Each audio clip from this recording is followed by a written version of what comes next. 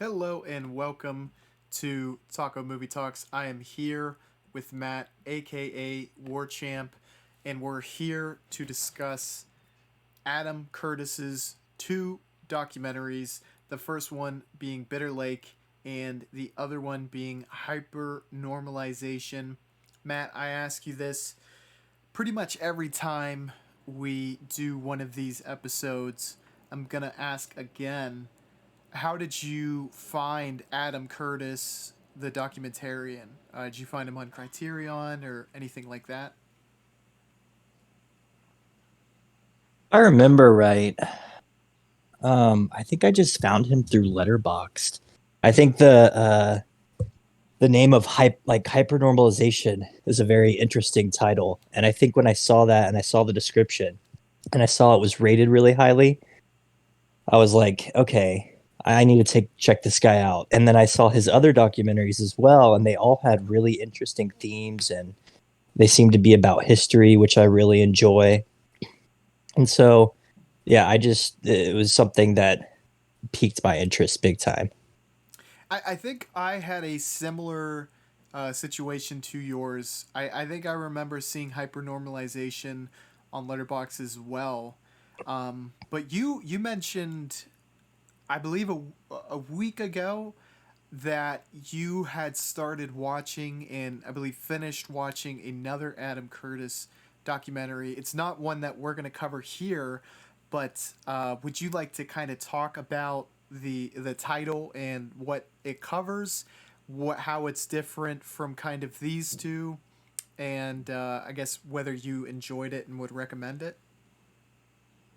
Yeah, so it's called Russia 1985 to 1999 Trauma Zone, and it's longer than the ones we're talking about today. It's like a episodic series.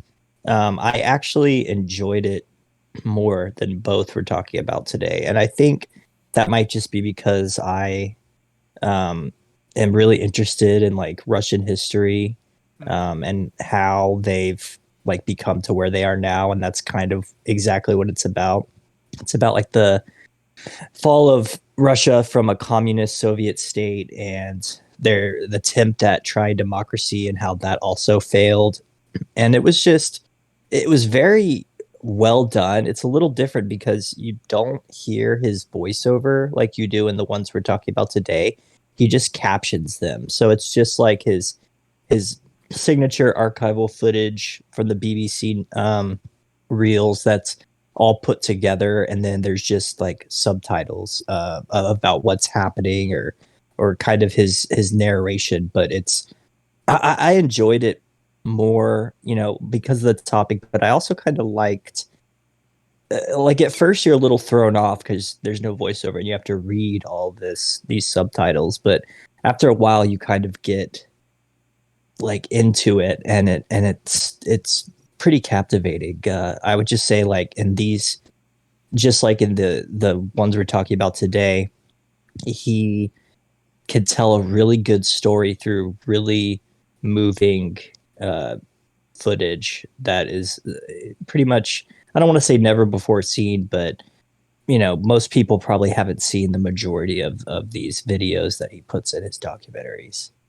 Yeah, I think you just highlighted the elements that make specific. Speaking from my perspective, these two, and I would imagine Adam Curtis's body of work, unique in that it takes a ton of knowledge and a lot of creativity and intelligence to be able to craft a narrative and a through line that is not only logical but also captivating and engrossing, or brings the audience to want to keep learning more and more and more, because hypernormalization, especially, you're covering world politics over the course of decades. And for any film that just sounds like such a feat to try to tackle, but with the efficiency that he does it, it's really the only way that it seemingly could be done. And on top of that, the editing of all of this archival footage that you were talking about that the BBC has is another kind of element that is absolutely essential, I think, to be able to put this all together. So you need the mind that is Adam Curtis, but I also feel, and I think you rightfully mentioned this, that the editing plays such an integral part to the finished product coming together and being as good as it is. Yeah, like the way I would describe this is like a kind of like a video essay. It's like something someone would put together for school and they have a thesis and all the archival footage is kind of being used to present their thesis. And I think the criticism comes from people not agreeing with this thesis. Mm-hmm. But for me, what I like more, I don't necessarily agree with everything he's saying, but for me, it's like this is a combination of like everything I love in movies. And if I picture myself ever making movies in the future, I would picture them being like this because I love when like you can get real archival footage, combine it with music, and this is there's a lot of music I really enjoy in here, which is probably another reason I like it so much. Like there's a lot of Aphex Twin songs, Burial songs, a lot of electronic artists, which I'm really into. And so for me, it's like the things I get out of those individual like videos he chooses to show. Like I can draw my own conclusions from those things without necessarily agreeing with him. Do you know what I'm trying to get at? Absolutely.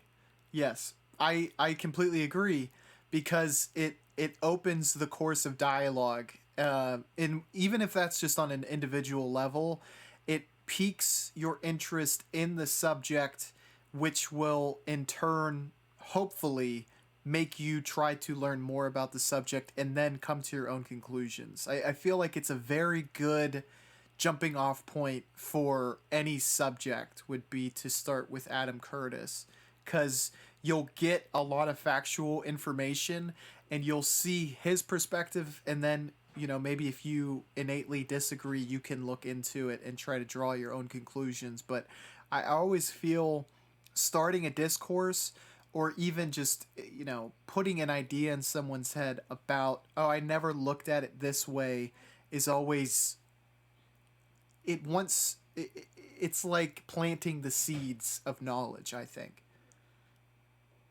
Yeah, exactly. I think that like what's so great about it, or another thing that's so great about for me is it kind of what you were saying. It could inspire you to go research these things on your own, and I think a lot like the criticism again is going to come from people researching these things and finding that okay maybe they don't exactly line up with what he's saying in the narrative, or if you do further research you can kind of see that he's drawing broad conclusions about things, but the pieces of truth within there and the getting to see the images themselves on the screen and like being able to take away important things from that is to me what's more important. Like I think you said it best. Like starting a discourse, I think is exactly what this does because it opens up. He's saying, okay, here's what I think happened. I think in Bitter Lake and in Hypernormalization, I his a lot of his overarching theme is that like things are being simplified for everyone, and that's kind of true in a sense, but I also would disagree in a lot of ways. But I think the different elements as you go through watching and he's putting them all together for his big picture. I think if you go out and investigate those little elements individually, you can draw your own conclusions, which I think is the most important part. And that's something I enjoy doing. Right. And I think he is, I would say, good faith. So I don't think if there's anything found that might be like not fully accurate, I don't see it to be purposefully um purposefully done, I guess, to say it simply. I don't think he's trying to mislead people. In fact, I think there's a lot of nuggets of truth that solidify it as like a starting place, because if it was wholly inaccurate or trying to mislead you, intentionally trying to mislead you, then I think it could send you down rabbit holes that send you further from the truth. But I think him actually, in good faith, himself trying to get to the root cause or what he thinks is the truth is what makes it such a good basis. And I think that's why even people, that I've seen who've also watched and rated this on Letterboxd, even if they're not giving it maybe as high a score as its average, I generally don't see people give this like a half star or a 1 star.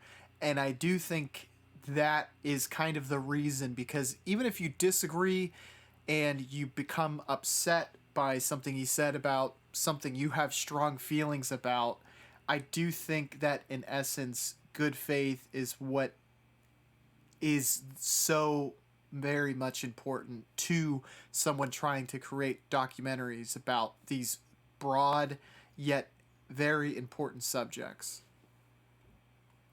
Yeah, like I'll give an example. Like one of his theories is kind of that, yeah, politicians are now starting to tell more simple stories to kind of um, explain the really complicated things that are happening around the world. And in my opinion, it's more that politicians have kind of always simplified and told these stories, but now people have more access to information about what's going on in the world, like the entire world, not just their own country.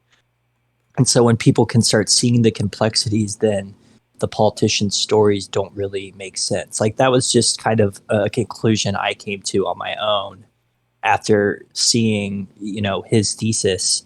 But like kind of like I was saying earlier, like it's the little things in there that like really keep drawing me in.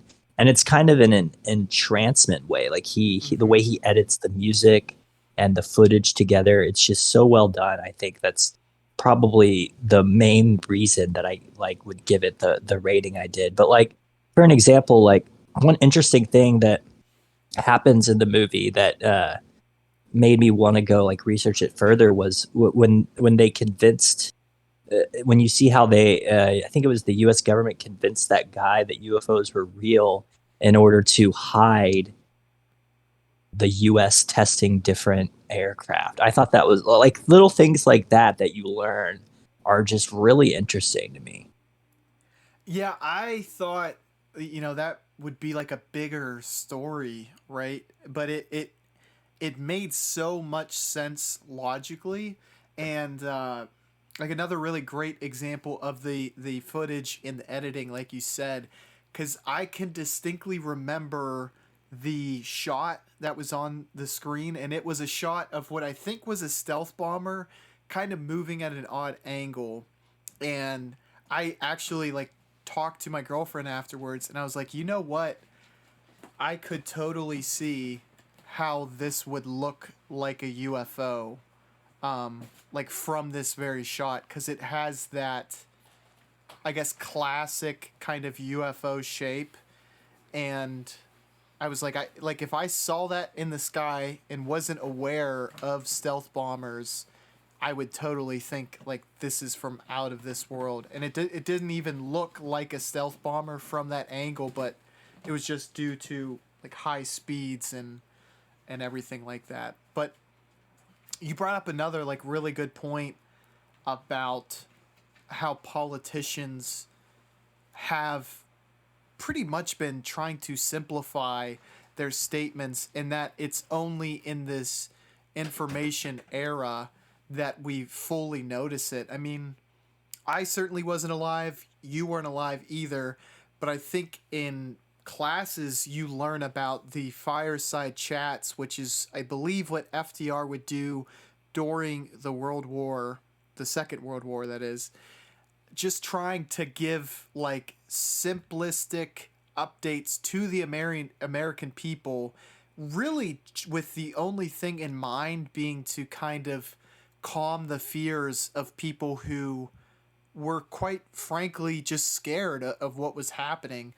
And I think there's merit to that, but I think in today's society, when these simplistic narratives are kind of given to us with the amount of information that we do have at hand, it almost feels um, misleading as opposed to uh, benevolent, which I think is where it maybe originated. It was to try to make the people feel better about things, but now because we don't know it to be true, that misleading makes us more nervous, I think. Yeah, yeah, I think so too. And I think that a lot of it has to do with, um, like, for example, in the conflict right now with between Palestine and Israel, like you can go look at all these different sources, these different news sources, Palestinian ones and Israeli ones, and a lot of them are going to tell you similar but slightly different things, and it's kind of up to you to decide which one to believe, because there's propaganda going on both sides, and then so I feel like people just see through the propaganda more now because if you have access to the internet, then you can kind of get access to different sides, different opinions, and come up with your own conclusions. But I mean, the problem with that is, I think most people in general like to just pick a side, in any Mm-hmm. conflict, not just this one, and then they kind of like to keep reading news that reinforces that side. And so when politicians are just coming back and reinforcing their own agendas in different conflicts, people are going to get more upset because they're going to say, well, what about, this news article from this other, from what's going on the other side? Like, what would y'all have to say about this? And then they don't really have much of an answer to that because it's not like that's not their goal is to kind of promote their own agenda. And it's just, I guess, like trying to say simply that, like, with being able to see all this information, and like 40 years ago you would have only heard about the American, or living in America, you would have only heard about the American point of view, and it would be hard to really get the other point of view unless you physically went there. But now you can go on the internet and get the other point of view, and it kind of shifts the way people look at things. I want to ask you a question that it kind of, I don't know. Personally, I think it would be difficult for me to even answer this because I think you could argue either side, really. Seemingly 40 years ago, where people are much more insulated in what they can actually reach out to read, watch, what have you, to take in information. It seems like that would make it much simpler to propagate propaganda, misinformation, state censored information. But with the advancement in technology and information by proxy, it almost seems like the machinery behind potential propaganda so too has accelerated exponentially in that it's kept up with it. So, I mean, do you see the threat of propagating misinformation or state censorship or propaganda to be more of a threat now, or less than a threat, or maybe even equally a threat as it was before we had information at our fingertips like we do now? Yeah, that's a interesting question. I'm actually taking a class on that exact thing next semester. Mm. It's like called propaganda and technology and kind of how those things have advanced and work together. So I might have a better answer in like 6 months. But from the way I see it, yeah, like as these things happen, as you know, information gets more freely accessed on the internet by everyone, that also I think comes with an increase in propaganda. And like the number one, just from my observations at this point, number one thing I think is these creations of like bot accounts and bot armies that Mm-hmm. can go onto posts and spam it with certain types of propaganda or rhetoric that are then then it's like a human thing. When you see all these people saying something and it has like a lot of likes or upvotes, you're more inclined to read it and believe it. And then I think a lot of people don't realize that there's a lot of these posts that are coming from like people whose jobs are to create these sort of posts and change the flow of information and like the flow of opinion on the internet. One interesting thing, and I don't think this was ever confirmed to be true, but it's people think that Ghislaine. I don't know if you ever remember reading this story, but Ghislaine Maxwell apparently had a account on Reddit called like Maxwell or Ghislaine. I forgot her last name, but there was an account on Reddit called Maxwell Hill that was like one of the top moderators for the subreddit news, which is like one of the biggest subreddits. And when you go back and look through those posts, you kind of realize that this account was posting certain news stories that would then get upvoted to the top.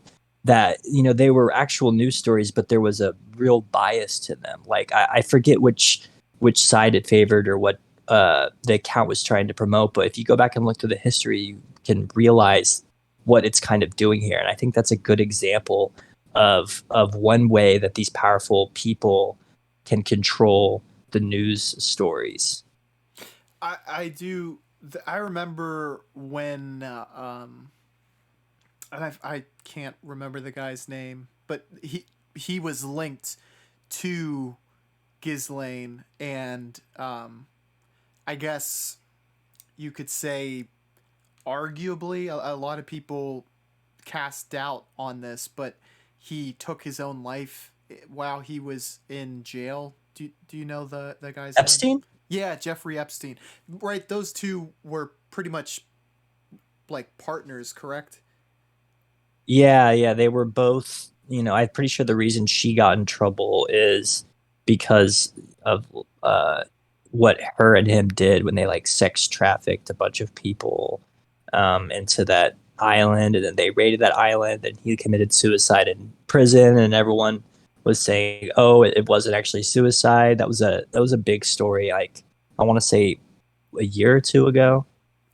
Yeah, and I think one of the major revelations about that, well, the Epstein documentary was very revealing and how he came to his wealth, but I think also when they touched upon Ghislaine Maxwell's, like, her lineage, is I do think that her father is an intelligence officer, and I'm not sure if he might be Israeli. I don't know that to be true.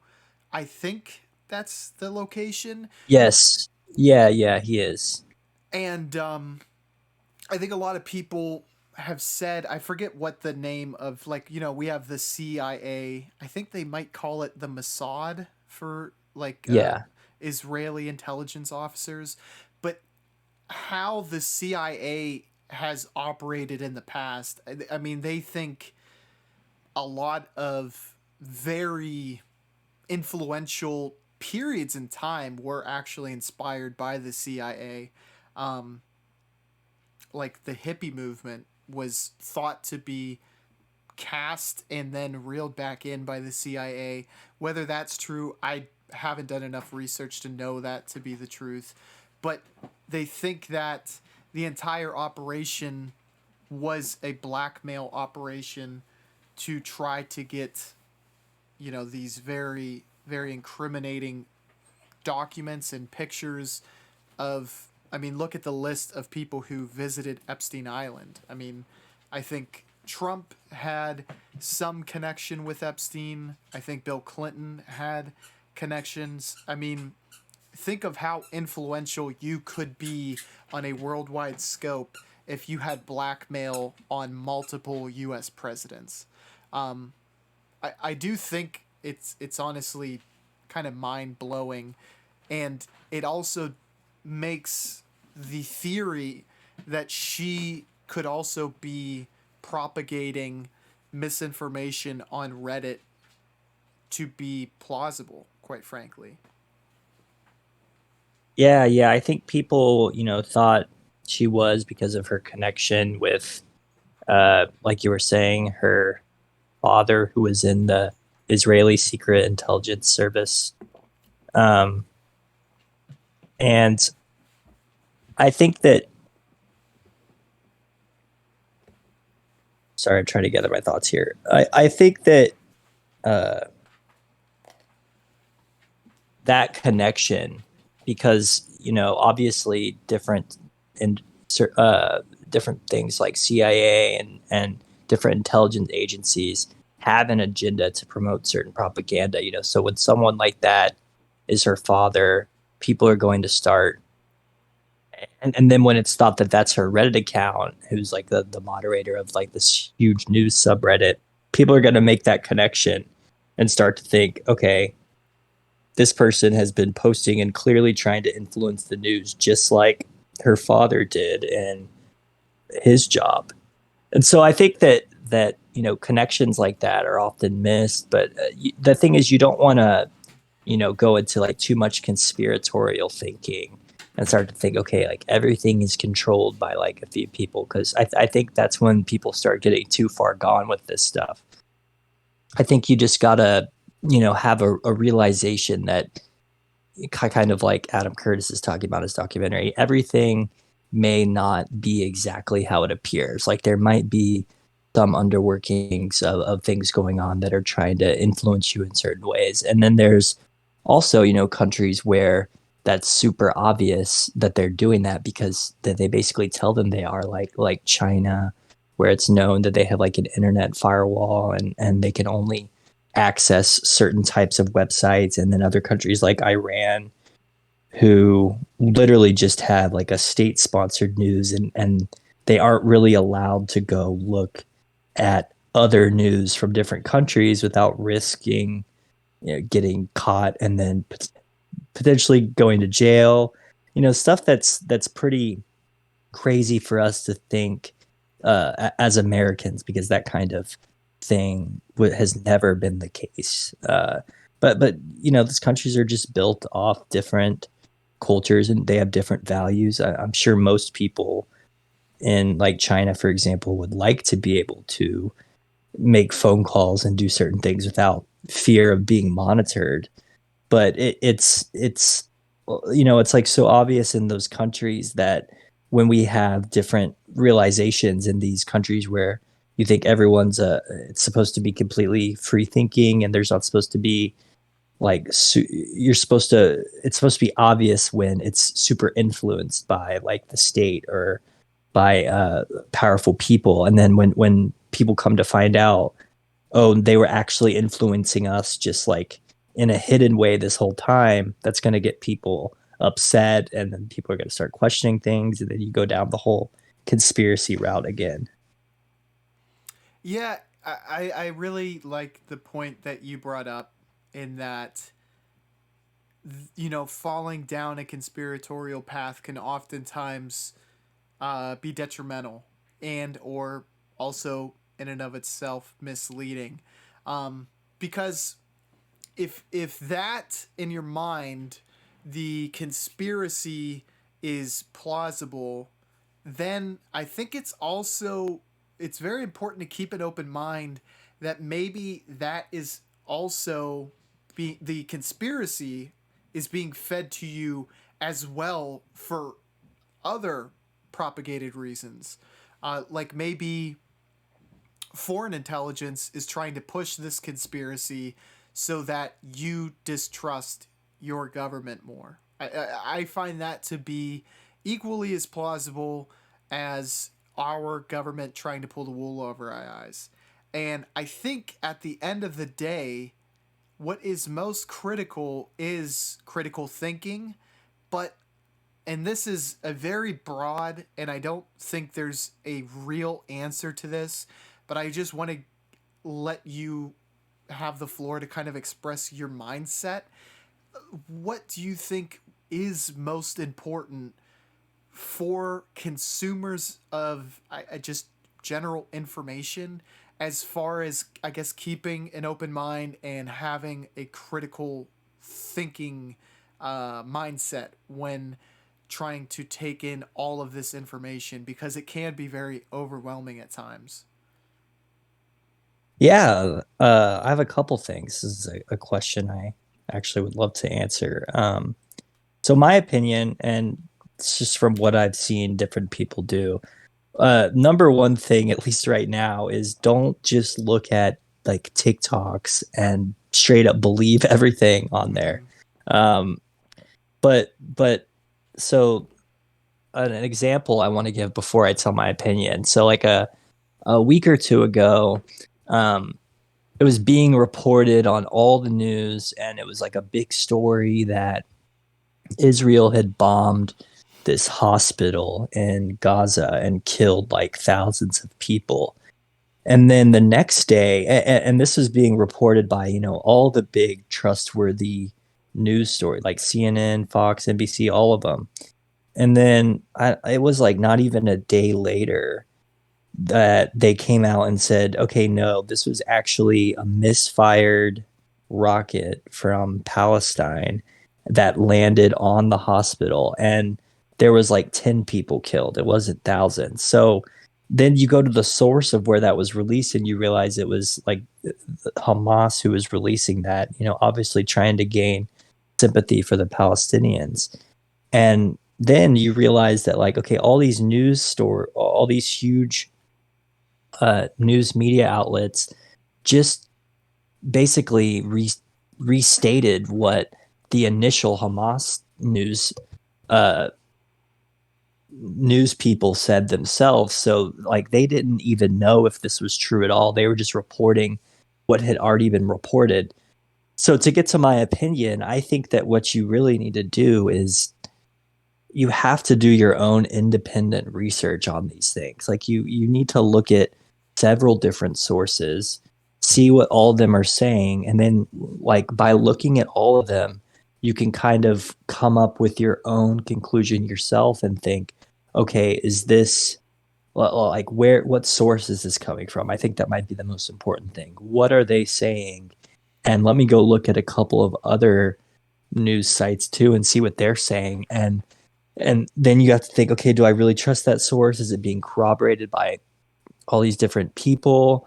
Uh, does it seem true to me? And I just think, like, to put it simply, you just need to look at a bunch of different sources and ask yourself if you trust where they come from. And you can't just look, you can't, what you can't do is just look at the news and blindly believe it. I really do think it requires fact checking and always checking your sources, and that might be because of my time spent in law school. That is like a super important thing in the legal field because you can actually get lose your license in the future if you are trying to cite a bunch of sources that don't actually say what you're saying, like they don't actually support your argument, or you're misciting them to say something they actually don't.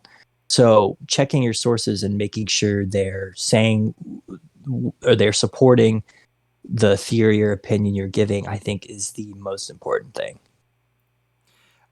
What I think is maybe a looming threat to that is that swaths of the population find that to be, and maybe even bulk of the population find that to be too challenging an endeavor, like middle class people who work long hours and just don't feel like they don't have the time to do that.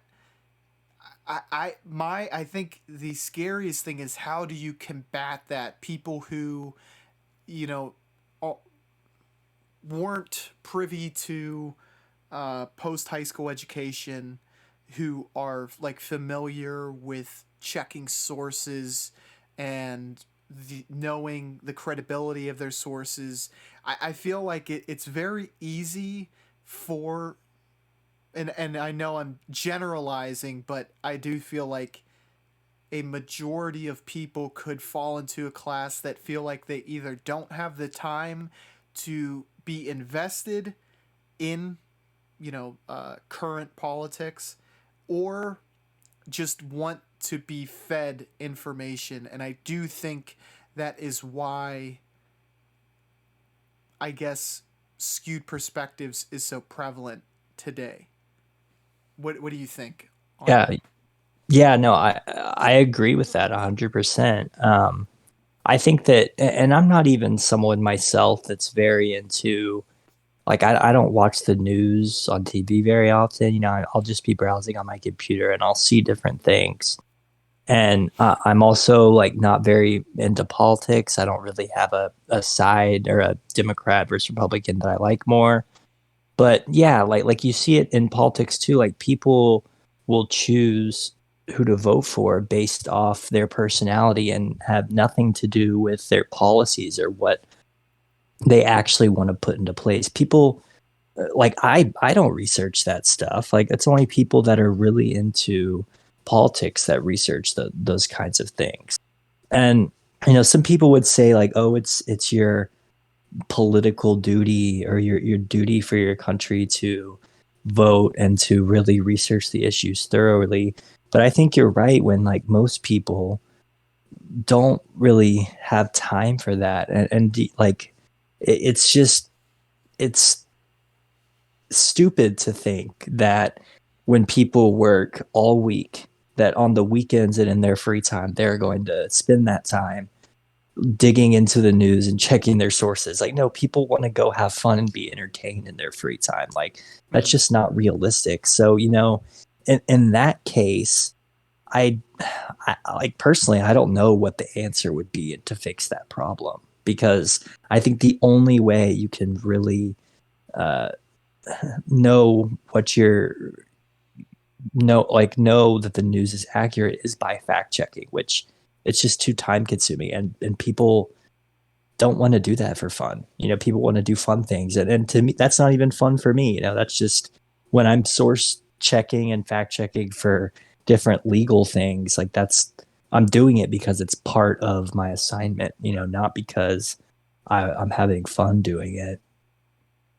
Right, right.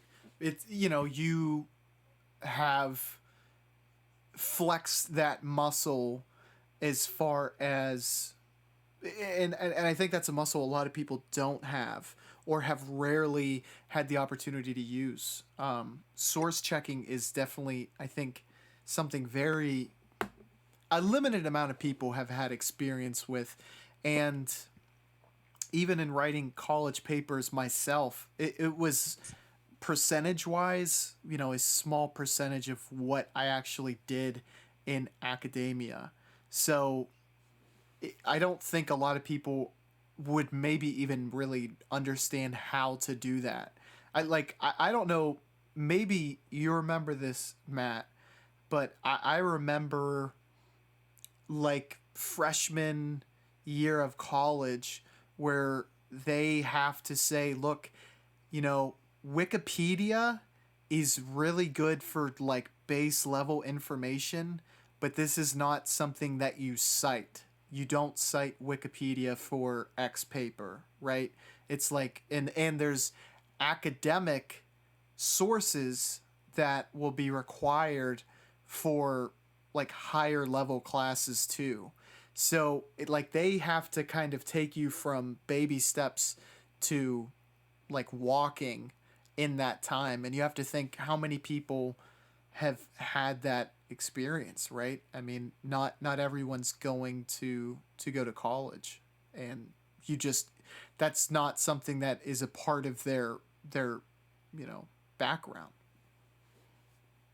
Oh yeah, definitely. Like I remember the jump even from college to law school. Like one of the first classes we take is like a writing class in law school, and they emphasize like you're like there's a whole new way that you have to cite in the legal world, and the citations are just absolutely insane is like the way I would describe it. I remember when I was coming from undergrad, I didn't ever really like doing sources, you know, because it's not fun like Mm-hmm. having to do all those citations.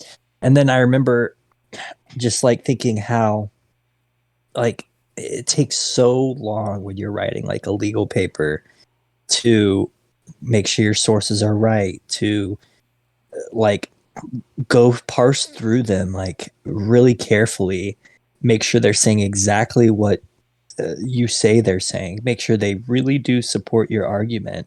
It's all about like being very intense with logic, I guess is the way you could say it. But just going from that jump, I remember like, oh, I don't want to have to do this. Like, but it's just, I think the only reason I honestly do it in the first place is because it's required. It's just straight up required for in the legal field. Like, so yeah, like I think I'm a little different because of that. Because of I've been like trained in this way to cite my sources so carefully. So I would even go as far to say that most college educated people don't really want to do like I wouldn't have been so um like knowledgeable on this citation thing unless I had gone to law school in the first place. But another like side note on this I wanted to bring up is there are certain websites that in terms of like news and politics will only publish like objective facts. Like I remember when the elections are going on, you can check this, I think, website called like Politico, Mm-hmm. and it'll just show you like what's happening, like who's getting votes, like the just straight up the stories, which I personally prefer that. But I feel like, and this is just, you know, from knowing people in my life, that people would way rather watch the entertaining news broadcast because you know, they bring all these people on, they debate, they argue. Clearly, you know, if you're more Democratic, you're going to watch MSNBC, and if you're more Republican, you're going to watch Fox. And so each of those people like have their own news stations they like to watch. People in general like to listen to others that agree with them. Like, you know, like a super left wing person isn't going to have Fox News on in their home constantly. And so I think, you know, a lot of the reason people may not be just getting the straight up facts and source and like material like from its source is because they are watching this now news entertainment is what I would call it. It's news, but it always has a certain twist, and that also, you know, goes in line with the whole propaganda thing as well.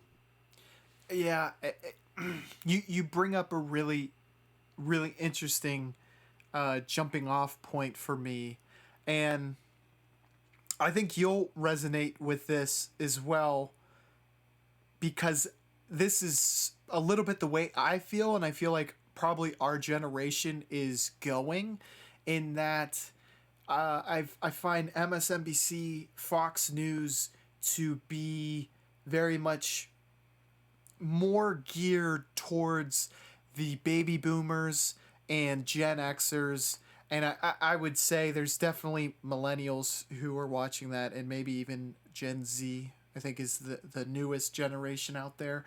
But I feel like it tapers off. I feel like your most viewers probably start at the top and then start to taper as you get down. And I would argue that social media is becoming a very prevalent news outlet for the younger generations, including yours and mine. And what is very interesting about social media is the fact checking aspect that you find on Twitter, and I want to come back to that, but specifically the algorithm that applies to Instagram, that applies to YouTube. I think I don't know for certain if Facebook has an algorithm that might honestly just be based on your friends. I haven't used Facebook in many years. I think Twitter has an algorithm, but I think through interviews that I've heard with Elon Musk, he's tried, at least he said he's tried. I don't know how they've instituted this, but at least to kind of have a more across the board posts that you do see come up, in that you could see right wing and left wing information while perusing Twitter. And that was one of the reasons he said he bought it. But I do find algorithms work by taking what your interests are and giving you more of said information. So if you have a political bias, it is going to propagate that and or keep sending that type of information to you, essentially creating an echo chamber where you only see things that you agree with and not giving you the opportunity to kind of, I guess, test your theories against what is being said on the opposite side. And it does seem like this equation could just lead to further radicalizing people on each side their own separate ways, which perhaps that's what's leading to the polarization of politics in the US and globally. It's probably just a small piece of the pie, but it could be leading to that. I think only hearing your own opinion can very much just lead you to think they're much more wrong than they were yesterday.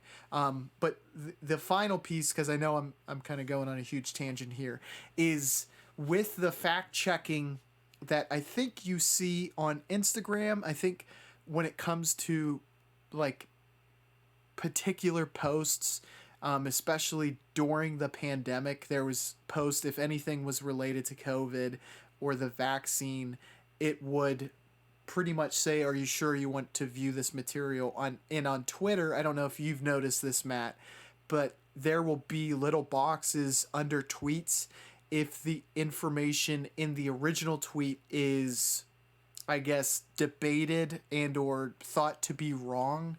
It'll state what is supposed to be the objective fact. But I will say, I think there is a potential threat in that, in that it could be used to misdirect people. I guess who the fact checkers are is equally important, a part of that process. I'll let you attack whatever piece of what I said first because I know I dropped a lot there, but I would be very interested to get your thoughts on any of that. Yeah, I think you were right on both of those things. Like, in terms of like the fact checkers, like I think that's a good first step, but I think you also have that problem of what you were saying, where the fact checkers themselves are probably going to be biased. And I saw a lot of that during like COVID on Facebook. You know, they would say, that this, information might not be correct according to like the CDC or whoever is, like it according to, I guess, the United States or world leaders in like health or something. But I think that, then you have another problem, which is kind of what you were getting at, where like these fact checkers have a bias themselves, and so but these other people might be like having a point they're trying to get across that really is true. Like sure, saying like COVID doesn't exist whatsoever. I'm sure that could be, that should be, hidden with those fact check boxes. But then they might also be trying to get a concern about like the vaccine or COVID across that just isn't exactly in line with what all these these people at the CDC think. And it doesn't mean it's wrong. Like these people should have a right to challenge what's being propagated by this by the or the World Health Community, or like WHO, I think it's called, HWO. Yeah. But I think, yeah, because I think then you risk again silencing people that might actually have a point, or it might come out in the future that they were right about something that they got silenced on. So then you risk all those kinds of things. But in terms of answering what you were saying first, I think it's exactly right. Like as you were saying that, I was kind of coming to the realization that this is kind of just a different version of cable TV. I think like cable TV is going to, in our lifetimes, just my prediction, go away or be almost next to nothing when we're older, and you're just going to have streaming services and the internet and these different algorithms. But like you were saying, the algorithms kind of do the exact same thing, and they even do it in a slightly different way. Like you're not choosing to like when you turn on, say, like Fox News or MSNBC, you're choosing to turn those things on and you're watching it, and there's not like a bunch of different pop-ups that are saying, come check out this other, right or left wing news channel that's saying these things. Whereas now if you're on YouTube, like I am a big YouTube user, when I start clicking on certain videos, if I just do one refresh on my homepage, all of a sudden I get a ton of those similar types of videos popping up, because it's telling you, oh, you like this, well, you'll also like this. But then the scary part about that is you're getting led down certain rabbit holes, is what people would call it nowadays, where you're going to start running into all these videos, and before you know it, you could be totally convinced something is true or real when it's not, and you just haven't bothered to go look at what the other side says, because like why would you, when because I feel like there's some aspect to going down these rabbit holes where it's kind of entertaining, like you feel like you're learning something and you're like developing an opinion, or you're realizing something you hadn't before. And so going to watch videos that might, or news that might go against that, is not really like what's on your mind at the time. You're just kind of like, okay, let's watch more videos about this. Like we'll click this. This also looks interesting. So it's just that in a new way, it's a new version of being like super, or ending up super biased, or only wanting to watch or look at things that you agree with. I think it's way more heightened by this new algorithm that's really only been a thing maybe in the past 10-ish years, I would say. I think the modern algorithms have highlighted the importance of discussing differences of opinions on subjects just tenfold. And I think a lot of people, including myself, I'm not calling anyone out because I myself feel this way. It is uncomfortable to have those conversations with people who have differing opinions.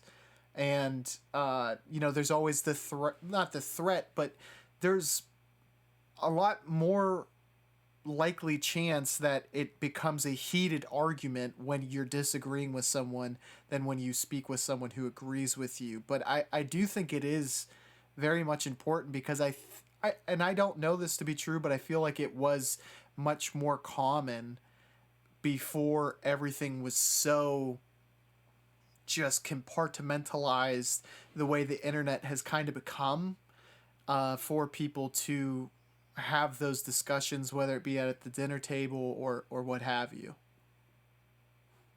Yeah, and I like personally, I think having those discussions might be like one of the best things you could do, but that is with the caveat that I think most people, those discussions are going to devolve into like insults and stuff like that because people take these things personally. Something I've always been really good at doing, and because I was in debate in high school, and one of the main reasons I wanted to become a lawyer was because I'm good at having these sorts of debates and not taking it personally. Mm-hmm. I think that, and I think there's something to gain from that that a lot of people don't realize. And it's just like, can be just put like this, like you should be trying to learn from the debate overall. Like if someone else says something that you don't necessarily agree with, like don't just shut it down immediately because it doesn't go in line with your beliefs. You should consider it. Like think about what they're saying. Like take other people's perspectives and point of view. And by doing that and not just evolving into insulting someone, but truly like having a real logical debate with them, you can come away learning something, even if you don't win the argument. Like it shouldn't be about you being right. It should be about trying to get to the truth of the matter. And oftentimes that truth can just be isn't just like, oh, this one side was right. It's not just black and white. It's like a gray area in the middle. And kind of like extracting that core argument out of the debate is what I think is the most important part. Like a quick example to say what I'm talking about, like in the current conflict, like, you have a lot of one side saying, Israel's being inhumane and they shouldn't be doing these things. And the other side is saying, and they're saying, Israel's been doing this for a long time. And the other side's kind of like, well, they have a right to defend themselves and attack back because of what happened. And so I think like there's not one, neither side is totally correct. Like I think there's a gray area in the middle where yes, they do have a right to defend themselves and attack back due to what happened, but also what they're doing is like terrible. Like they are killing, innocent people, but then you also have to think, okay, well, these innocent people are being put in harm's way by like the Hamas government that's running Palestine. So there's not really like a right answer here. It's like this weird mix of things where both sides are doing terrible things. And you just kind of, I guess the answer is to just realize that that's just kind of is what it is. And there's not really a side that's better or more morally justified than the other. And so I think like coming to that conclusion is more important than thinking, okay, this side completely deserves to do this, or vice versa. Yes. And I think what you just said is right on the money and something that needs to happen, in that these discussions need to become collaborative instead of competitive. Winning an argument with a friend, a family member, what have you, doesn't really benefit you at all besides maybe stroking your ego. Whereas collaborating with someone, hearing their ideas, and just kind of like giving breath to your ideas, discussing them, exchanging them, seeing the deficiencies in yours, the deficiencies in theirs, and then together coming up with maybe a more trying to find the word, but a more fleshed out thought collaboratively is infinitely more important than anything else, than winning the argument, because I mean, what truly do you get out of that?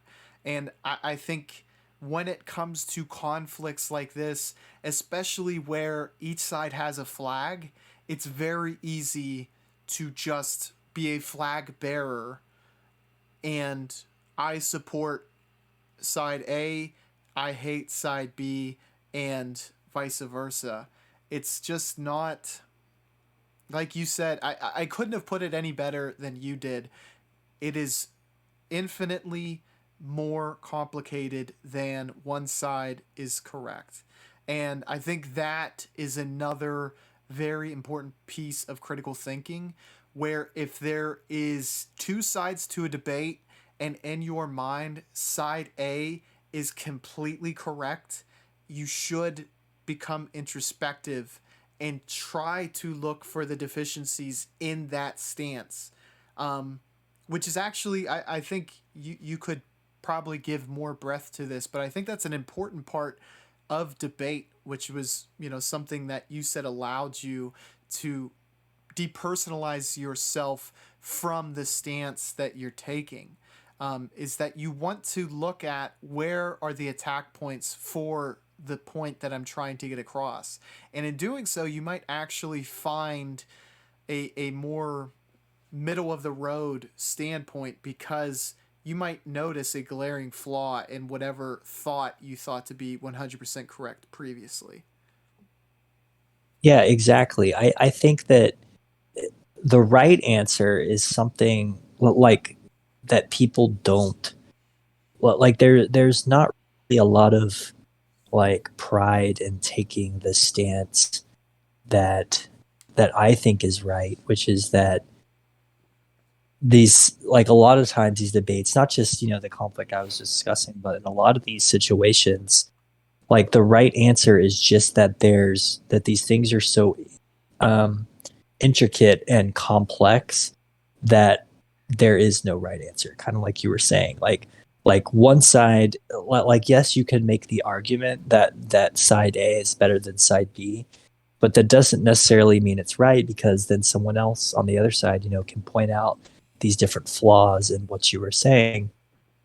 So I think, and it's not what people want to do, because people in general like to take sides on things. But a lot of the times, it's, in my opinion, it's just realizing that neither side is exactly correct.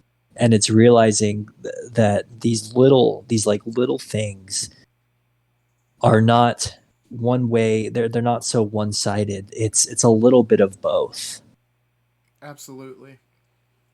Matt, the first documentary I wanted to discuss was Bitter Lake.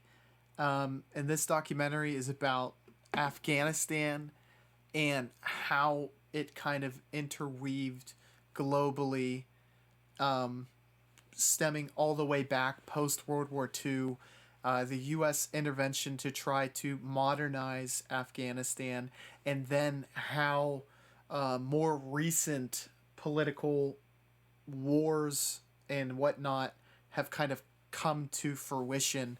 And I found this to be really eye opening, because I think I was in kindergarten when 9/11 happened, and we often associate the conflicts in the Middle East with 9/11. But even having lived through those conflicts, I really was pretty blind to the intricacies of these conflicts.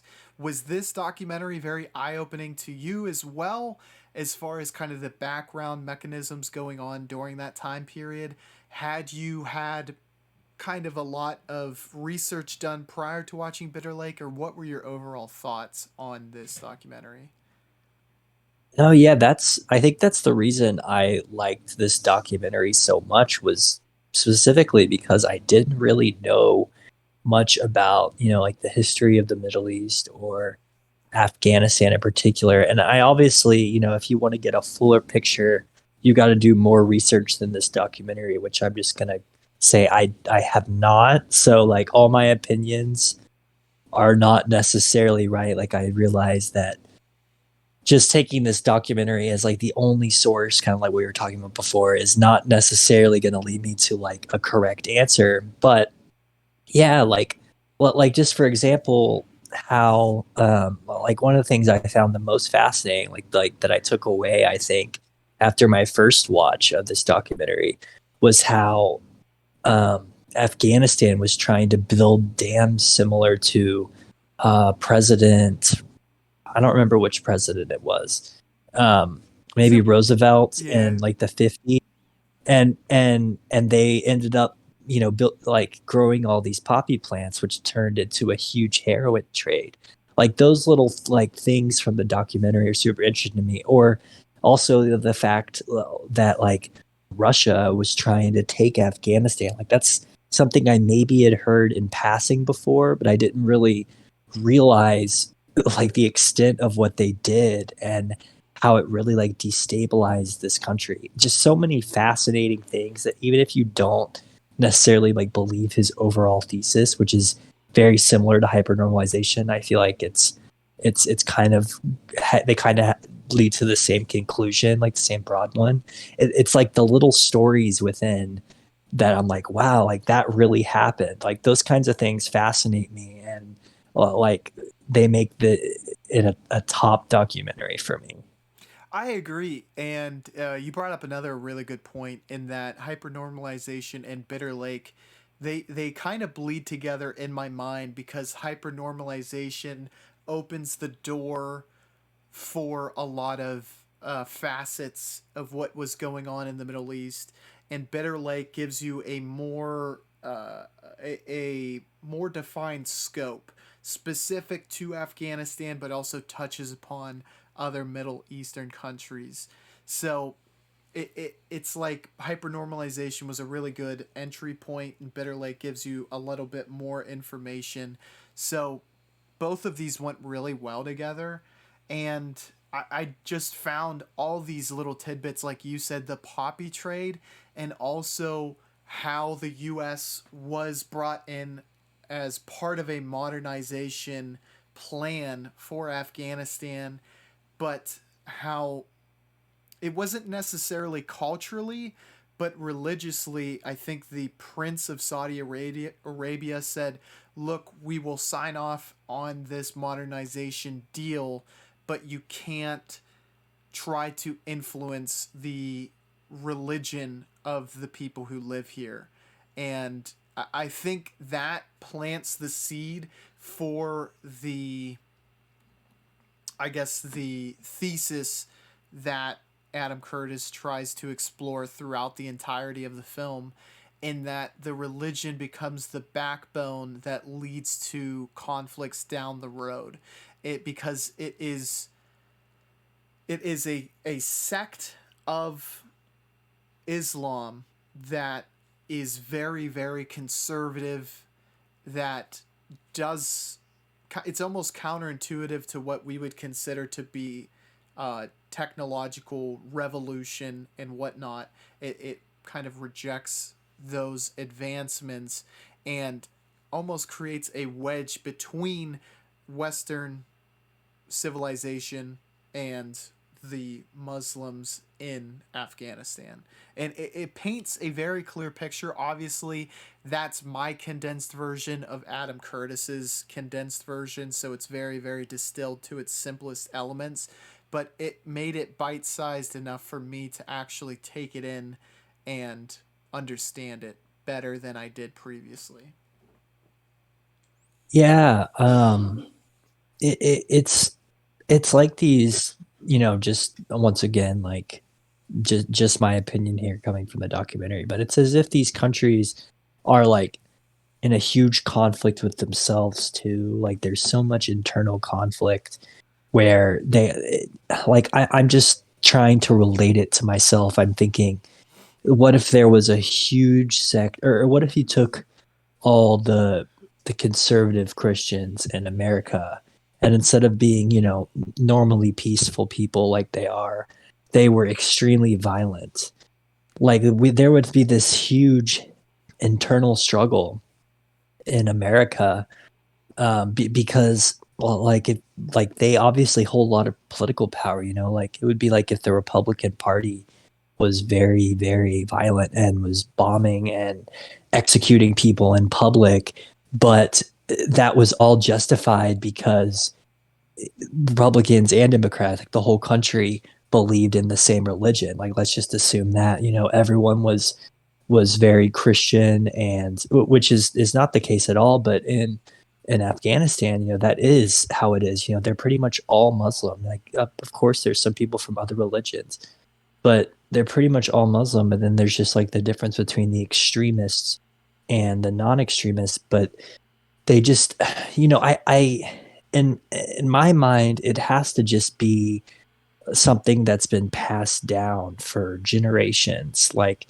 when you're growing up as a kid, it's and like say it's just hard for us to think because we're in like a free thinking society, but you grow up like all you really know is your religion. Like you don't really even realize that there's another way to view or look at life. And then it's kind of at that point you either choose to become, more extremist, maybe more violent with your beliefs, or you were kind of a more peaceful person. And I think that it, like the propaganda and other factors are going to influence a good majority of that population to become extremists. And like if you're born into an extremist family, like yes, there are people that get out of that and can come to realizations, but it's got to be so difficult to be in that life and and live in that country and not be influenced to believe certain things. Like we were saying earlier, how much of a pain it is to like check all our sources all the time. Like, can you imagine how hard it is for those people to do that same thing, and when they don't really even have access to other sources, and then they all, on top of not having access, you have to have the motivation to go do it, to try and realize something that's not being like fed to you by literally everyone, your government, etc. Like it's just got to be it's just truly like I think a cultural and generational problem that I don't really see being fixed in either of our lifetimes, unfortunately. I would have to agree with that, and I don't even know what the entry point would be. Um, you brought up points that spark two, memories from watching this that I really wanted to bring up. The first one being to kind of complicate matters even more. And this was like a huge revelation to me. It makes sense in retrospect, but it was like, I don't know, it's so baked into me because, like I said, I mean, we were really, really young when 9/11 happened. And I think that kind of it influences what you think historically, like the group of people who commit that act to be like, in that this is like very much a part of their culture, and in some ways it is, but it's not as how they explain it. I found to be the most interesting part, and I believe this is covered in both Bitter Lake and Hypernormalization, but I don't know which group, or even if I'm getting the names of the groups correct, but I think there's the Sunni and the Shiite, and one group religiously, like, the Quran had got against any form of suicide previous, but then their religious leader had said, if you're doing it in an act to progress the Islam it's okay. And then eventually it became it's okay to explode yourself and um, other soldiers if they go against Islam. And one group opened the door, and then the other group learned it from that group and even took it a step further to eventually what we saw on 9/11, where they're using past um, war tactics, the kamikaze, to kind of completely try to unravel Western civilization. I found that coverage in this documentary to be one of the most interesting elements of it. And secondly, how you were discussing, like, how are the people in this area to try to make sense of everything. I found one scene in this documentary to just be really telling about how difficult a situation that is, when one of these teachers was trying to show modern art to Afghani women and male younger women and male students.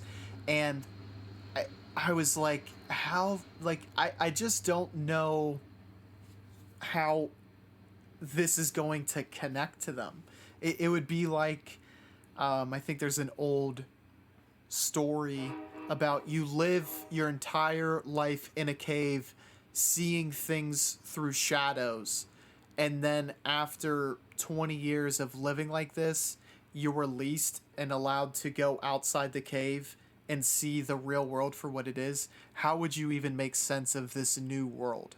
And it felt like that was, this is way more dramatic than what is going on there, but I do think that there is some semblance of connection with that metaphor and what is happening in the Middle East when you're trying to re-educate, for lack of a better term. Yeah, that's like Plato's cave allegory, I think it's called. It's like the really famous Plato um, story. But yeah, I have a good. I kind of came up with a good example to kind of maybe help me and you realize what that's like. But first, I just wanted to mention this interesting tidbit from the documentary. I think this might have been from Hypernormalization, but it goes into what you were saying.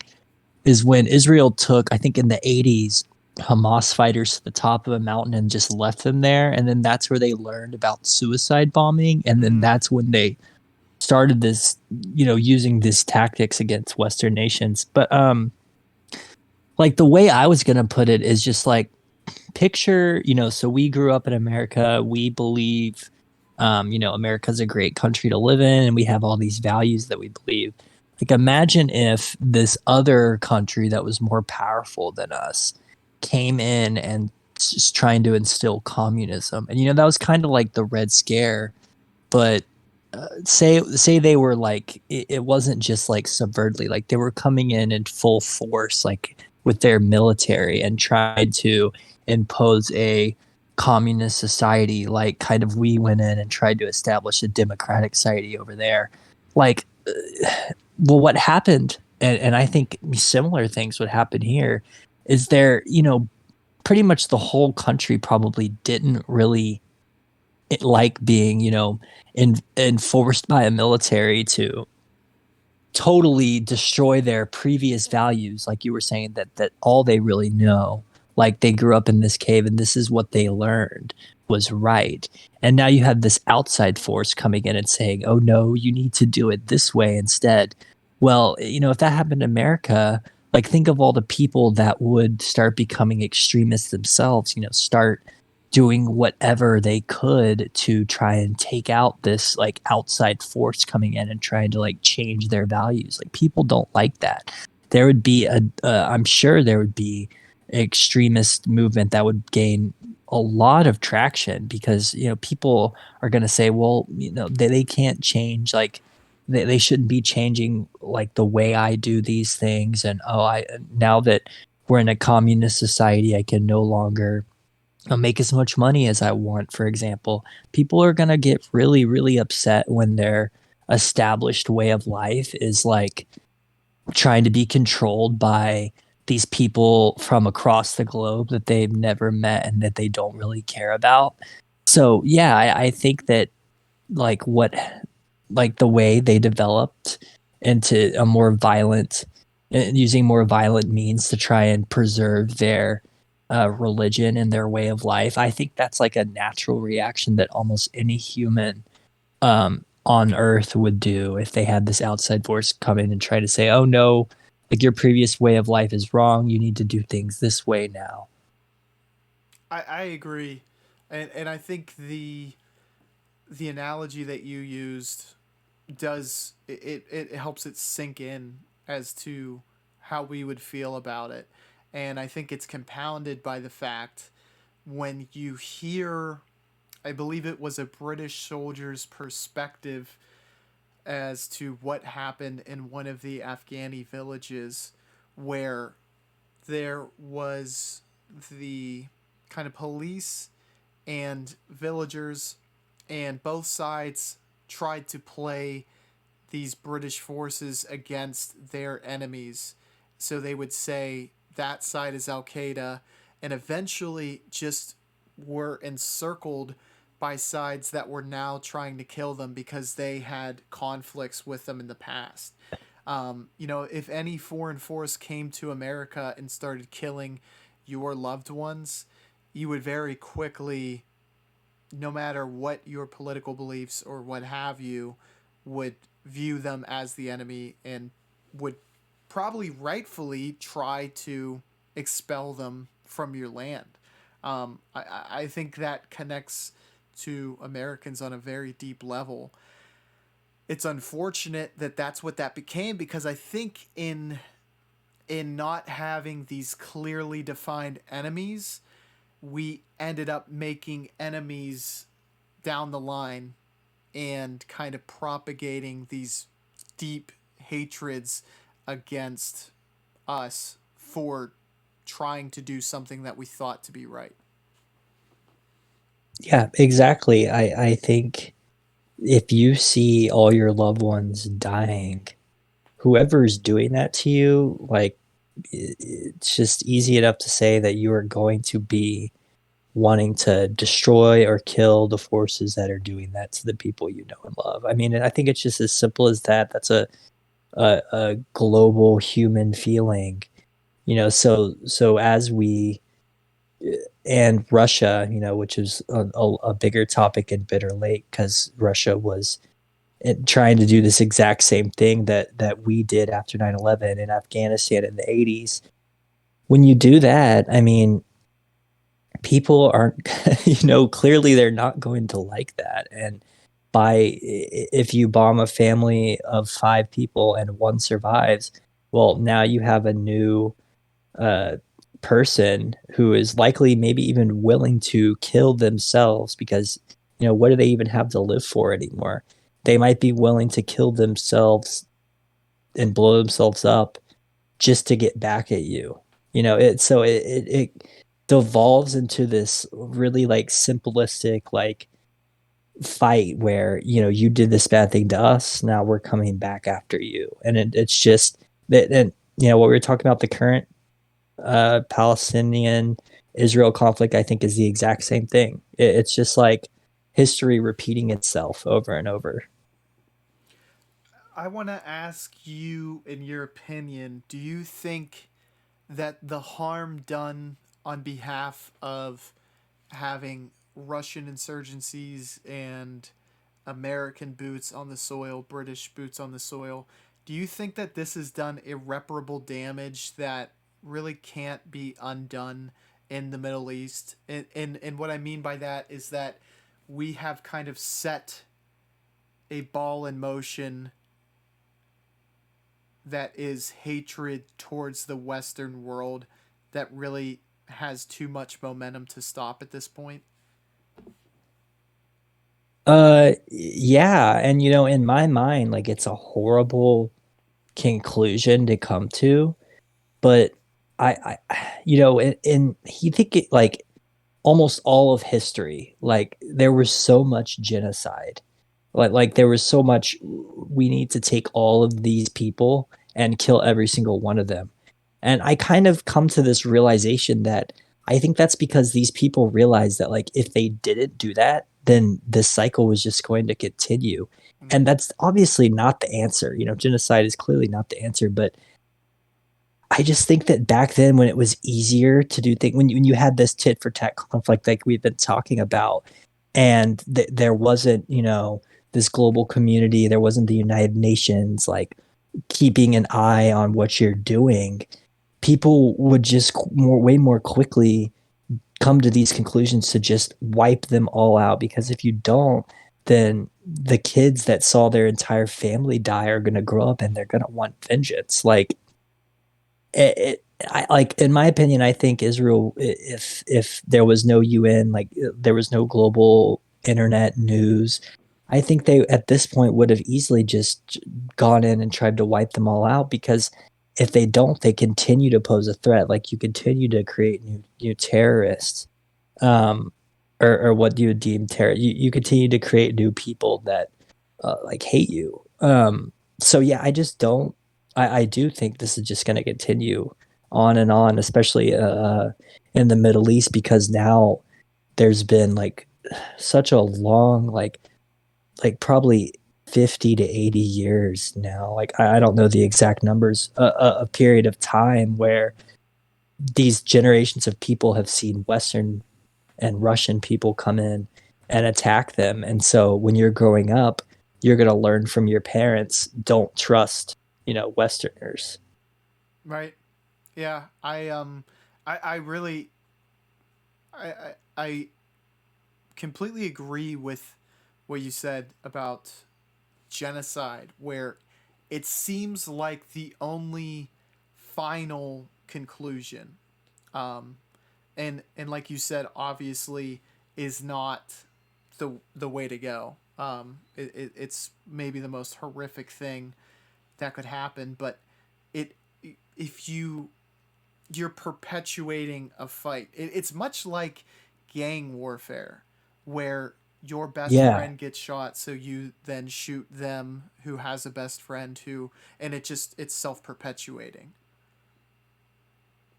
Yeah, it's exactly like game warfare that you brought that up actually. Like I think about uh all those rappers and their like group members who have like rivalries with one another.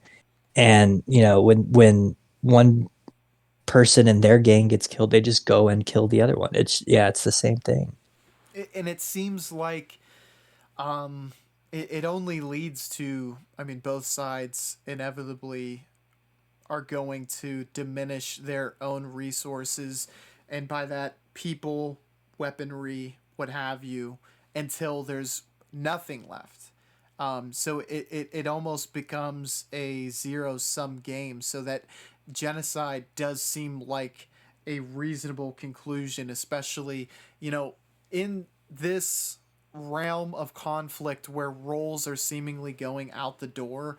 It does seem like a more and more reasonable solution, whereas it shouldn't be, I guess. Yeah.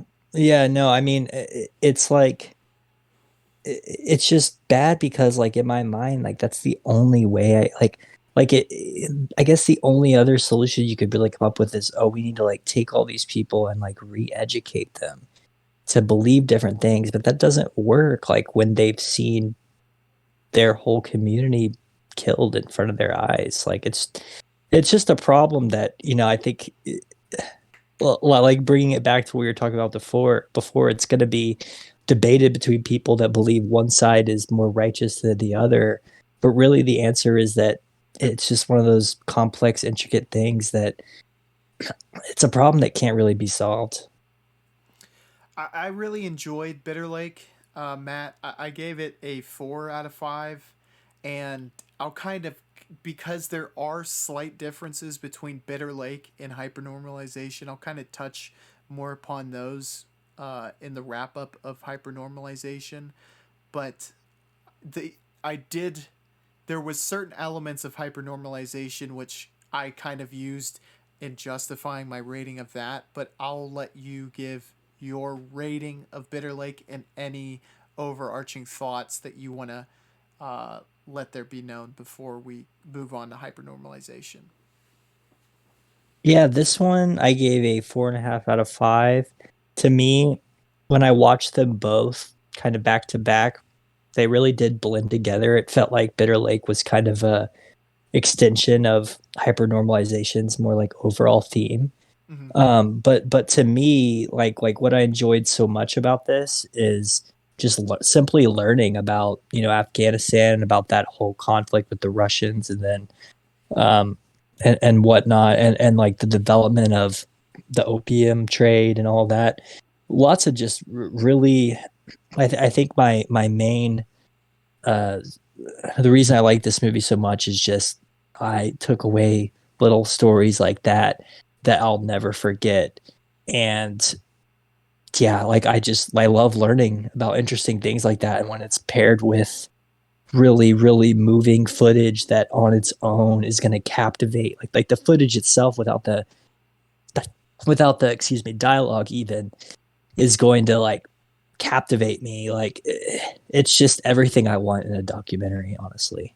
Yeah, and I guess this is probably as good a time as the like wrapping up hypernormalization, but I think these two documentaries, the differences between them can really, I think one will definitely suit certain people more than the other. And for me, like hypernormalization, or I guess Bitter Lake, was more meditative in the footage that it showed. It allowed much more time for the footage to just kind of get you into the mindset and the feeling of what's going on. Whereas hypernormalization, despite I believe being longer, has so much to cover that it has to keep the narration going and like move on to different subject, touch here, touch there. um Me personally, I slightly liked hypernormalization more just because it had so much inertia to it. But there is some elements to me, or I did kind of like that about Bitter Lake, though, that it was much more meditative in its footage and not having as much narration and just allowing you to kind of get a sense for what you're watching. Did you have feelings one way or another in comparing and contrasting these two in the styles of Bitter Lake and hypernormalization? Yeah, I would say like the biggest thing for me is Bitter Lake is a little more focused, where Mm, hypernormalization is more all over the place. Like it tries to touch on a lot of different topics, like covering a range of countries where and I feel like it's trying to, well, like it's the narrative in hypernormalization is stronger. Like it's more obvious what his thesis is or what he's trying to get at. I like them both for different reasons. I like the more meditative aspect of Bitter Lake because I liked more being able to draw my own conclusions from things. And I feel like hypernormalization, he's trying to point you in these different directions to believe different things a lot of the time. mm-hmm. But, in the end, I do rate hypernormalization just a little bit higher. And I don't, I do give it a perfect score, but I don't necessarily think it's a perfect film. And I don't necessarily agree with all of his points. But for me, like, just what makes it so great again is like the audio visual experience. Like, and I know I've said this a couple times already, but like for me, if I were to make a movie or a documentary, I think I would do it exactly like Adam Curtis did in Hypernormalization, just because like when really great images and moving images and videos are combined with like really like music that I love and I think fits, like to me personally, that's just like perfect to me.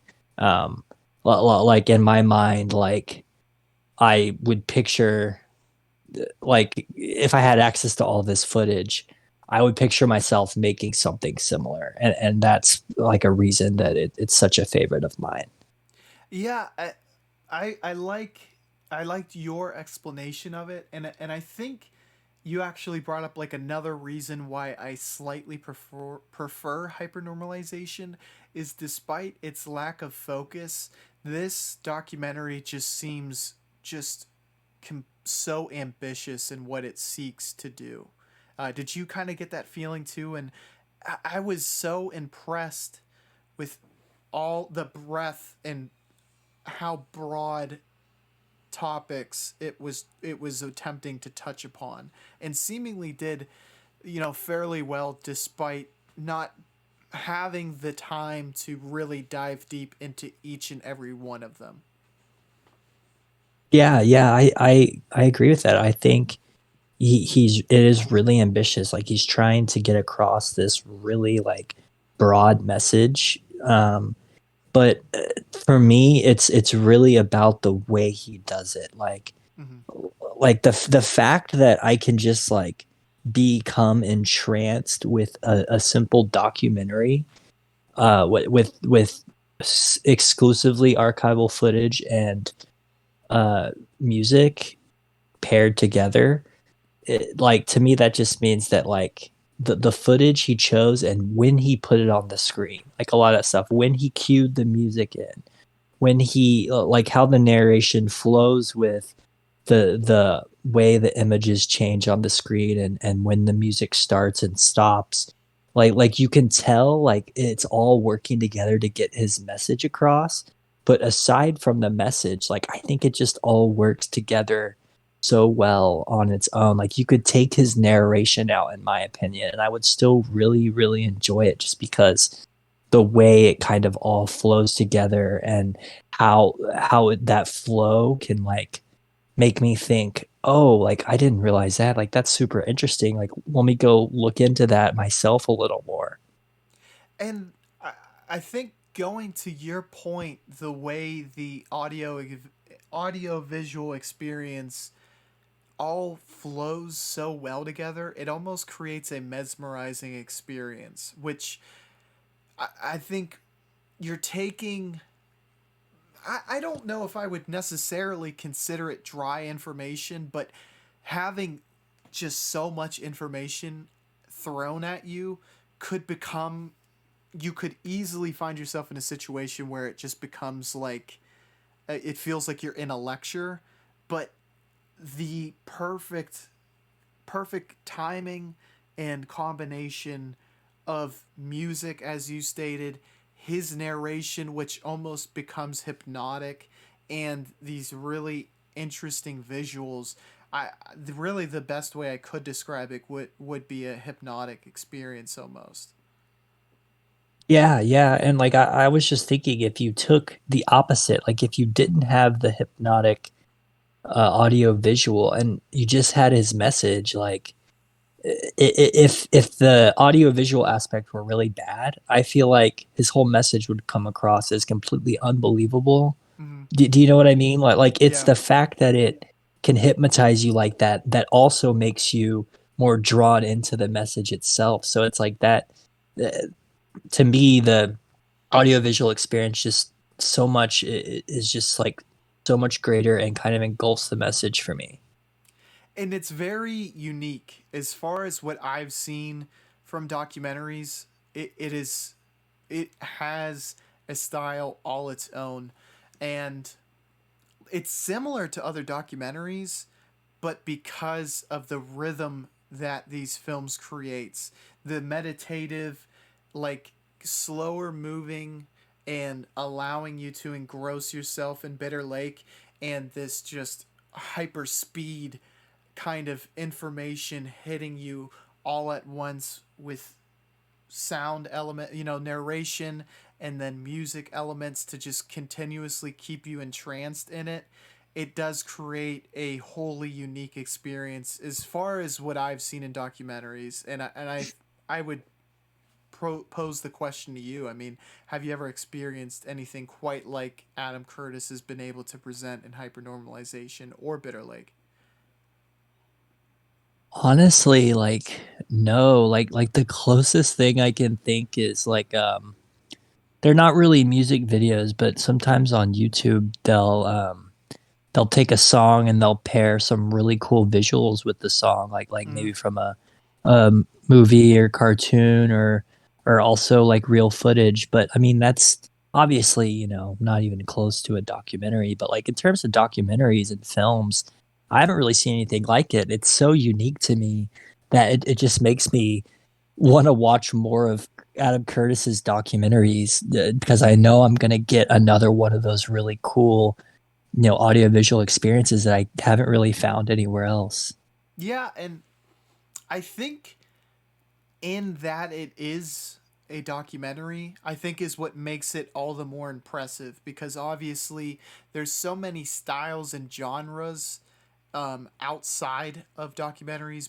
Narrative features, you can do so much abstract art, you can do very matter of fact art, surrealist art, and the list goes on for miles. But in documentaries, you have an expectation of what you're going to hear and see, and Adam Curtis is able to tweak this just enough to create something that is completely unique to himself. Yeah, yeah, I think That's why even more so these films, I think him as a director as a whole is like someone you should really check out, even if, well, like I just he has so many that there's got to be at least one topic, unless you're just like not interested in history or things like that whatsoever. I think that if you look at all the stuff he's done, you're gonna find at least something that connects with you. Because I feel like his audio, the way he does the audio visual production, is like universal. Like I feel like it would cause most people, maybe I'm wrong, but it would cause most people to get super engaged with it. I remember I turned on, I think it was one of these two documentaries, and I was watching it in the living room with some of my friends a few years ago. And one of my friends was like, this is like so captivating. Like, you have to show me more of this. I just think it speaks to a lot of people. Yeah, I just, and I know we've been kind of talking about how he creates it, but it's just, I wonder how he even came to the realization that this was such a captivating way to distill the information and to get the information out. I guess it just, it's amazing how he was able to kind of formulate this style. And I know he, had been working with the BBC and probably had a lot of experience getting to make things for television and has multiple and multiple documentaries. But yeah, seeing it in its current form with hypernormalization, and on top of that, like you said, I mean, there are, like, people have reached out to me, whether it be Letterbox, Discord, what have you, about like, oh, you got to check out this Adam Curtis documentary. So there are tons of documentaries that people have fallen in love with. So I think there's definitely a lane for multiple people to explore with Curtis. He's definitely, I love Herzog. I love Joe Berlinger. I love Herzog because he has a very distinct voice. And I love Berlinger just because he does documentaries on subjects like serial killers, stuff that I have an innate interest in. But Curtis has a style that is must see. And he's done so many documentaries, just basically reiterating what you said, Matt. There's going to be something that interests you, and his style is so worth seeing that you should check out whatever interests you most, and let his style kind of just wash over you. Yeah, like I think Herzog, for example, is another great filmmaker and documentary maker, and I think about a lot of his documentaries as other ones that I really love. Like one we've talked about, Into the Abyss, on here Mm-hmm. before. But like I think of his documentaries as more similar to all the other ones I've seen. Like Earl Morris is another really famous big documentary.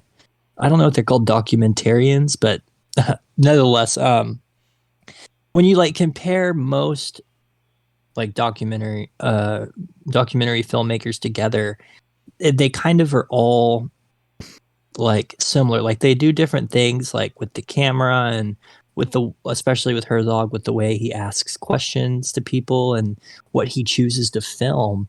But Adam Curtis just, it's a documentary, but I feel like it's so experimental and different than like even you would consider Herzog to be a weird documentary maker. Like his, the way he chooses to film, who he chooses to interview, what he shows is all very unique.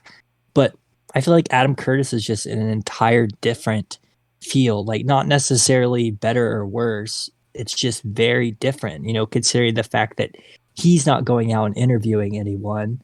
He's not going to the place filming it at the time and seeing it for himself. He's like, I just imagine him in like this huge BBC archive with like all these reels of tape, like probably like hundreds of thousands of reels of tape everywhere.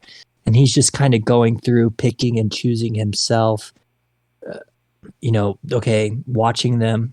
this looks interesting. You know, he's also thinking, how does this fit my narrative, which is obviously an important aspect because, you know, he's got a story he's wanting to tell and he's picking and choosing the footage based on what he's saying. But aside from that, like just the whole process of the way he's making this happen, like the whole process of making the documentary, he's not really filming anything. It's more like a uh, going through history and choosing little moments and creating this cool experience where you can kind of view history through a different lens. I think that's just super. It's very engaging and very different. Yeah, I think what you said hits the nail right on the head in that he can formulate his documentaries in a completely different manner than anyone else. Like, and you basically spoke on this earlier in the episode, but I think it's worth reiterating in that, well, to your point, you know, Herzog has to interview this person and then kind of let the answers begin to formulate his narrative in the actual story.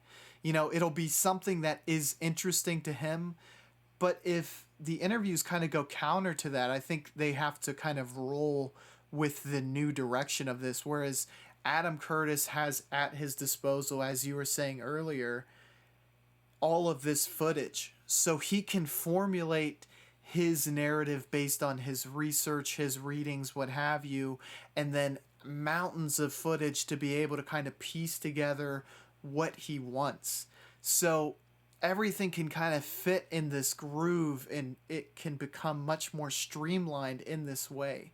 And I'm going to pose and you know maybe this isn't a good comparison, but I think there might be something here to this in that I think the reason he maybe speaks to you, but I mean clearly speaks to me as well, is that there's something kind of that seems reminiscent of Terrence Malick.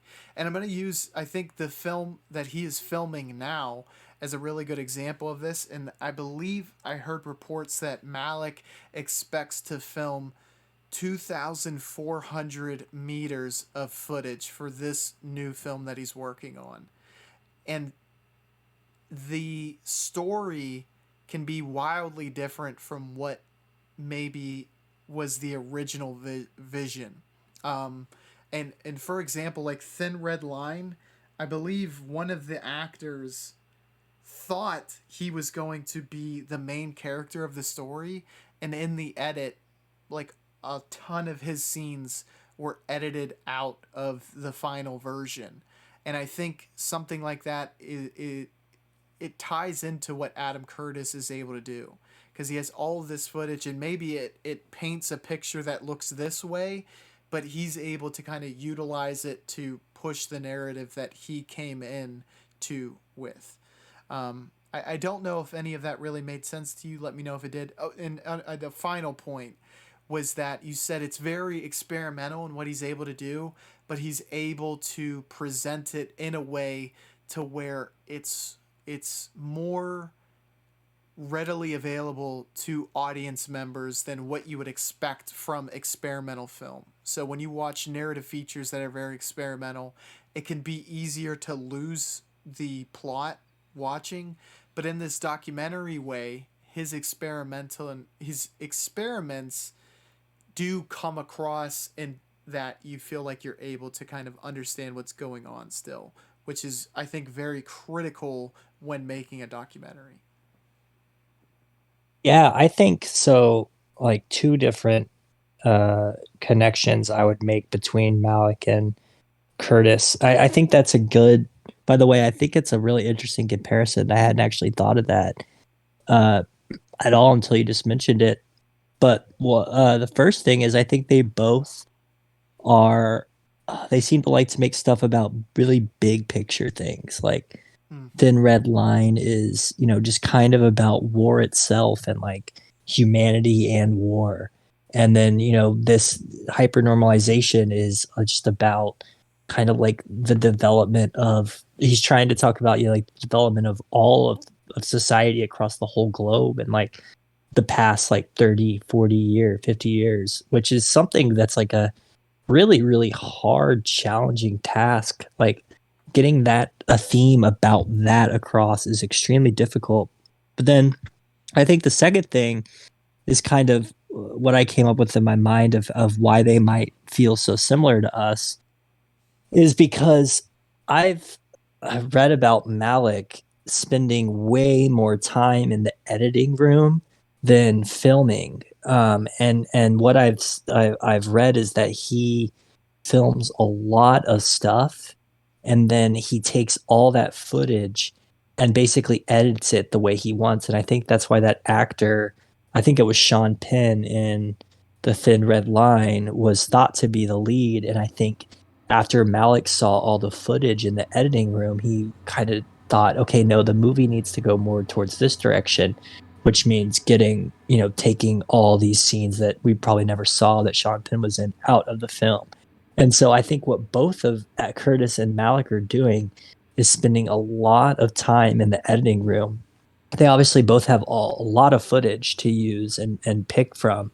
And then they're kind of crafting the story themselves after it's been filmed. For Malik, he just filmed a bunch. For Curtis, he didn't film it. It was all these BBC filmmakers throughout history.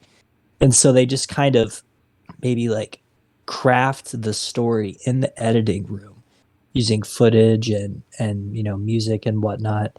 And so I think that might be where the similarity lies. That's my opinion. What do you think? No, I completely agree. Because this film doesn't work without a very fine, detailed edit. It's the same with Terrence Malick. I mean, like, that much footage doesn't do anything if it's not edited properly for either one, Malick or Mm-hmm. Curtis. Right, right. Yeah, I think I mean, you could state it simply, it comes down to the editing and maybe the fact that they both had these big narratives they're trying to convey. Yeah, absolutely. I I think it's very impressive because it I think reading Tarkovsky, he kind of tells um making a film in its whole, from the script writing to editing, but how this all has to be in lockstep with each other, in that it often does become disjointed and disconnected if maybe you have a different screenwriter than the director, because the director can't see what the screenwriter is trying to get across, and the same thing goes for editor and the filmmaker. And I think one of the kind of famous parts of Sculpting in Time, Tarkovsky's book, is that the movie Mirror, they were having immense problems getting this to come together in the edit. And on the final edit, they got the movie, in that everything else was just completely disjointed, and that it just didn't flow together the same way. And I feel like that has to directly apply to what Curtis and Malick are able to do with their documentaries and films, respectively. So I think it takes a brilliant mind to be able to do what both of these guys have done. And I find it to be just really interesting how Curtis is able to illustrate his narratives. I want to ask you, Matt, do you have any additional topics you want to touch on before we go to our ratings? Hmm. Um, there was there was just one more quick interesting thing. We don't have to talk a lot about this. I thought that hypernormalization obviously covered like a lot of different topics. I thought one really interesting one was the cyberspace one and how um and I kind of know about this stuff on my own. And this is totally kind of irrelevant to what we've been talking about. I just wanted to get this thought out there. but how when the computer and the or sorry, when the internet was first becoming like a thing, it was populated by these people and places like the Electronic Frontier Foundation, I think is what it's called. Um, and the whole idea was like to have it be an escape to other areas that you could kind of get away from the world. And they had this whole doctrine about, we're going to publish like basically we're trying to escape from like what we were talking about when we first started this podcast of like propaganda being influenced by these different actors, and we're going to have like a space where people truly have free thought. And I just thought it was interesting that now when you look at the internet, it's basically turned into what they didn't want it to become. So I just thought that was like an interesting point that he kind of made in the documentary. Yeah, and I think it's that is how it should be instituted. I think it just goes against human nature, quite honestly. For the majority of people, I Mm-hmm. think they want what they want and they want to avoid what they don't want.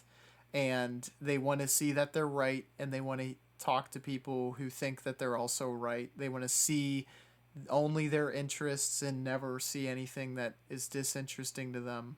And I think it's just counterintuitive to what actually drive people to consume. And I think that's also